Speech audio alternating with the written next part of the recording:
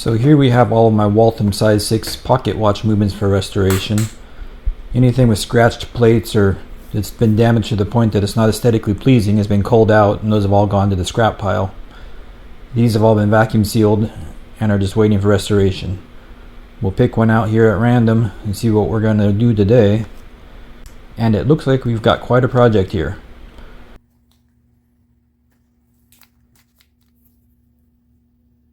Under closer inspection, I can see that's missing the regulator. The balance wheel is bent.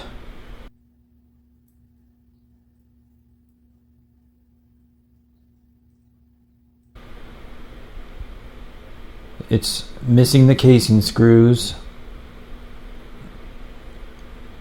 And some of the other screws are chewed up. We'll replace all those.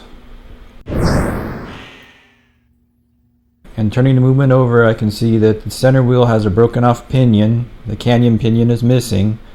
The hour wheel and minute wheel are both missing. We'll find replacements for all that. And taking a look at this balance, sometimes we can just pop this loose here and it will be okay. This time as I pop it loose, I can see that it doesn't spring back to round.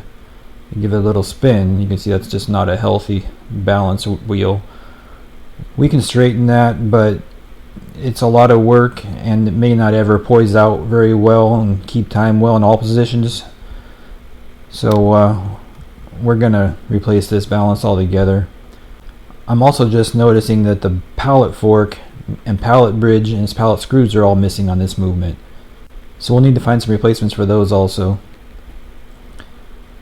And I also see that the roller table with its roller jewel are missing on this balance wheel, so we'll definitely replace this balance with a replacement. Here we're going to check the end shake on the barrel bridge. It's nice and tight. Also the end shake in the keyless works is good, which means this movement wasn't used too much before it got scrapped. We're going to start disassembling here. And the serial number on the back side of that bridge matches the serial number on the movement, which means it's original. Take apart the barrel here.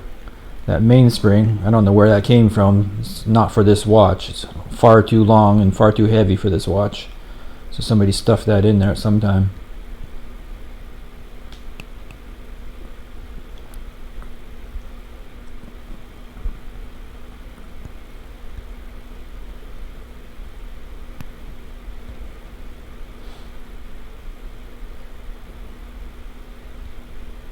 And this is our broken center wheel. We'll replace that. The rest of the train looks pretty good.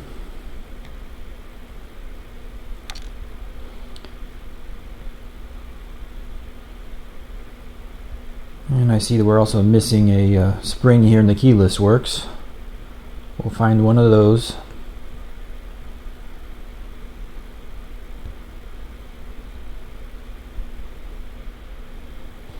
Flipping the movement over. Finish taking it apart.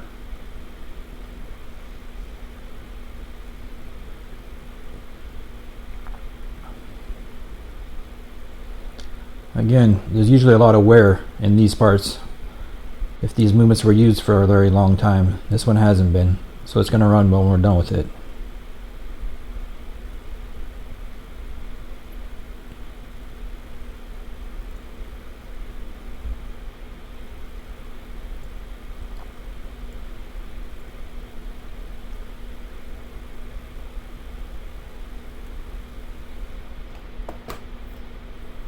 And now we'll go to our scrap pile here and find some replacement parts for everything we're missing.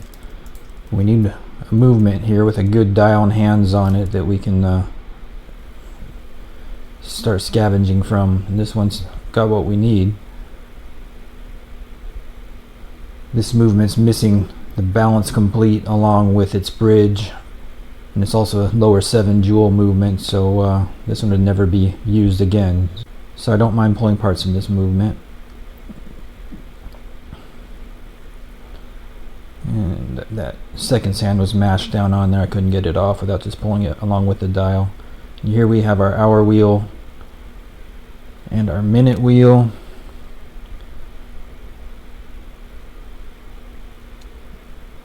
and the canyon pinion we need.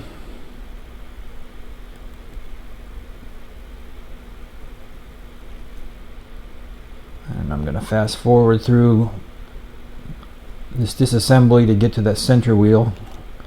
Also, I'm going to grab these casing screws and some of the movement screws to replace some of the chewed up ones.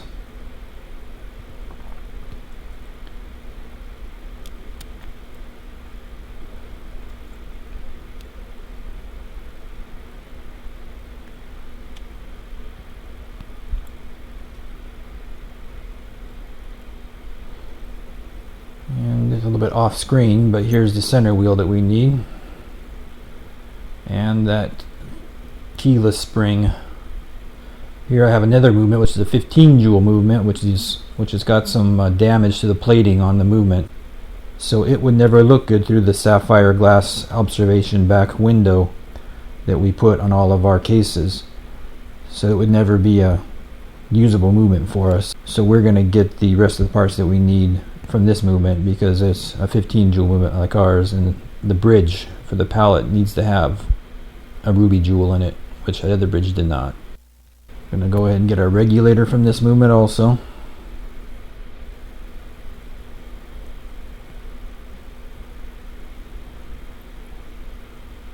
And our pallet fork, pallet bridge, and pallet screws will all come from here.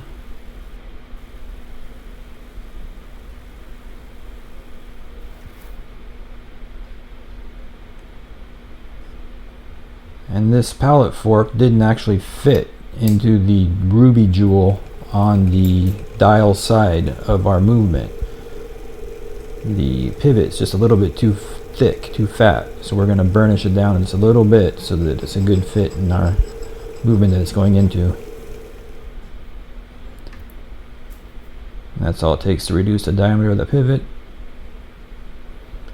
And the balance staff in the balance that we are taking from that movement needs to be replaced. It's got a broken top pivot there.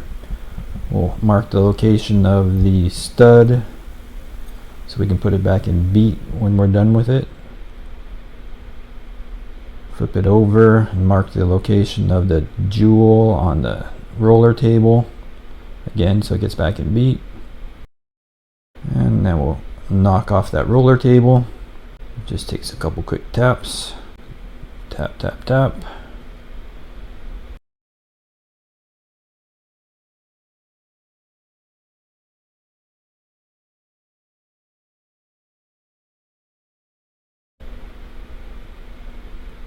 And that's our roller table off. Now we'll drive out that staff. Tap, tap, tap.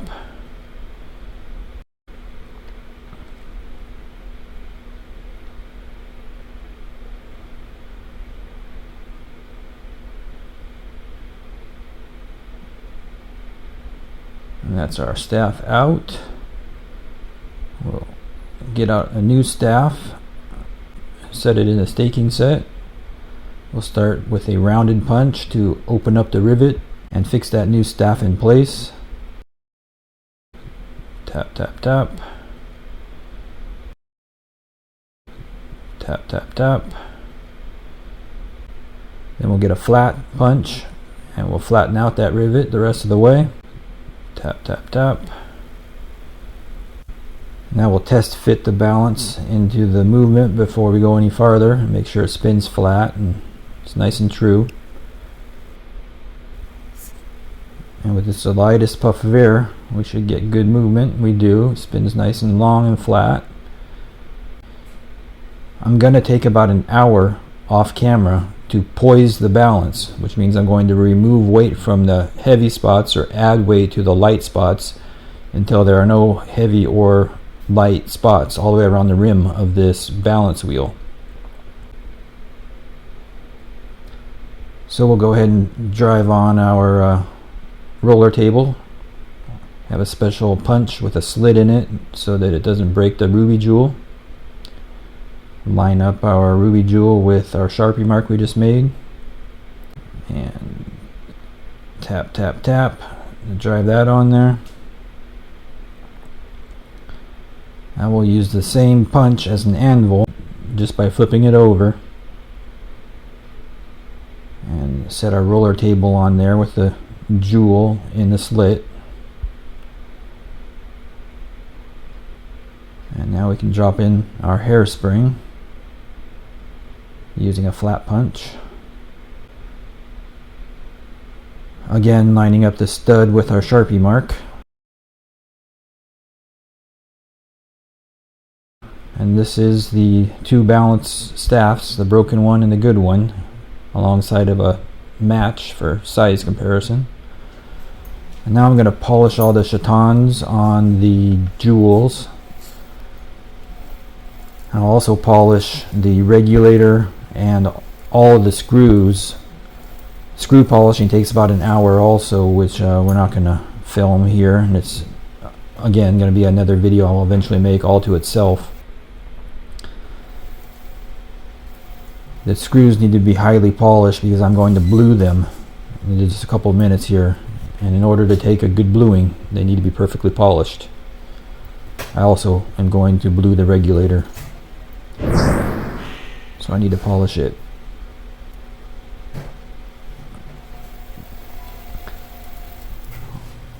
Since this movement has been separated from its case and dial, and it's one of about 1,000,000 size 6 seaside grade movements made by Waltham, I'm going to go ahead and blue the screws on this one, which I feel makes the movement look a lot nicer through the sapphire case back we're going to use. If this were a rare or all original movement, I wouldn't blue the screws or modify the movement in any way. I would just case it up all original. And now we need to remove the jewels from the balance cock and the main plate because we left them in there to test the balance staff after installing it.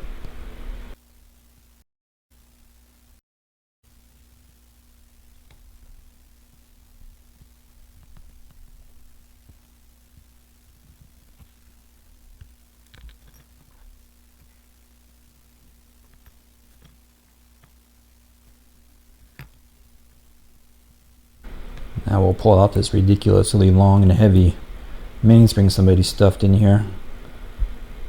I'm not sure why they even decided to use this one. It's not even close to correct. In just a minute here I'll get it out, and you'll see that they installed it so poorly that it's cone shaped instead of flat. We'll replace this mainspring with a white alloy mainspring, which is a lot better composition of metals that doesn't get set as easily or break as easily. It's one of the few improvements that have been made to watches in the last 100 years.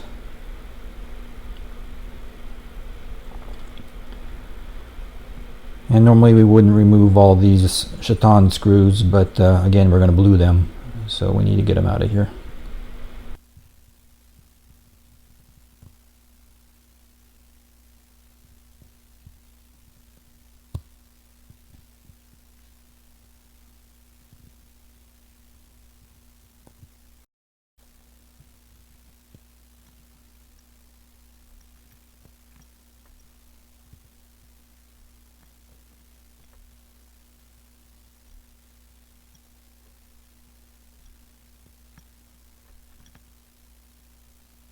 And this is all the parts straight out of the watch cleaner.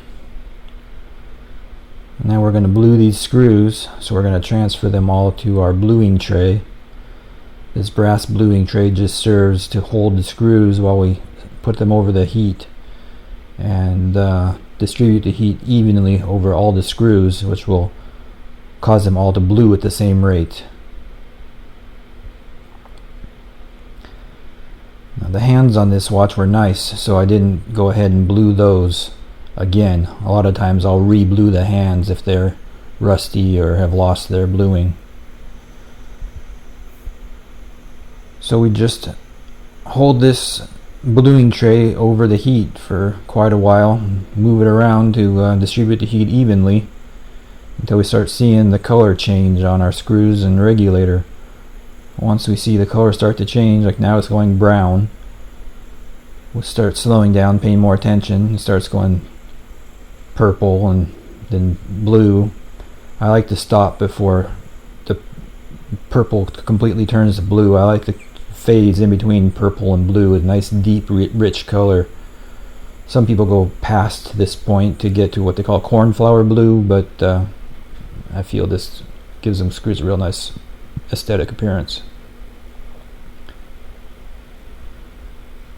And now we're on to reassembly. Since reassembly is just the same as disassembly, which we've seen in thorough detail with some oil dabbed in here and there, we'll fast forward through this at 16 times speed. This is a shortened version of the same video that I released a couple weeks ago. I'm going to put a link in the top right corner of the screen right now that you can click on if you want to see this in real time. I don't know, I feel that hour-long videos tend to lose viewers, so let me know in the comments below if you feel that fast forwarding is not the thing to do here. This watch and others like it are available for purchase on our website at Watchspot.net. Occasionally throughout the video and at the end, you will find a QR code which appears at the top right corner of the screen. You can scan that with your phone to jump straight there, or you can look in the video description below and find a link.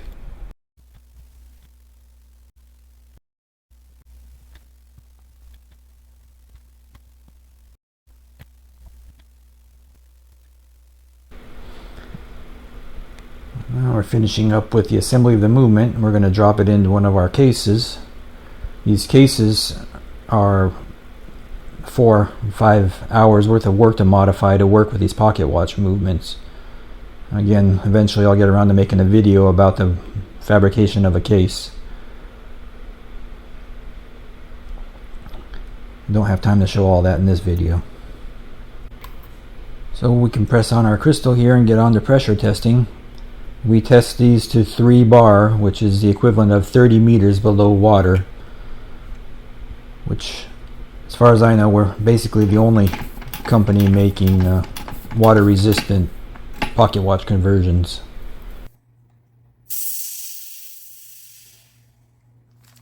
We use quick release spring bars on all of our bands so that you can change up your band whenever you want to match your shoes or belt for the evening.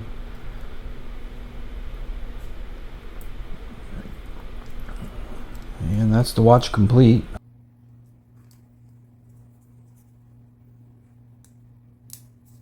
Let's wind it up and set the time.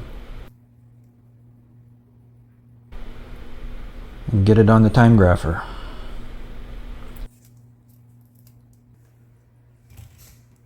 And as you can see, our beat error is 0.4, 0.3, which is incredible. Anything under 2 milliseconds. And this is a quarter of that.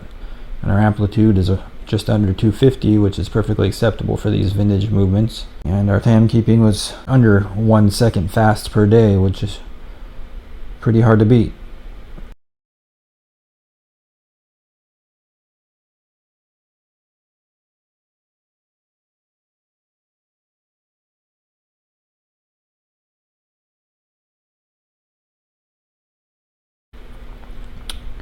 We send all these in our presentation boxes. It's got some room in there for some extra bands and a crown tool that we include for winding the watch. Some people with arthritic fingers might have trouble winding, so we include that. So thank you for watching to the end, and if you like this content, please comment, like, and subscribe so you get notified when I release future videos.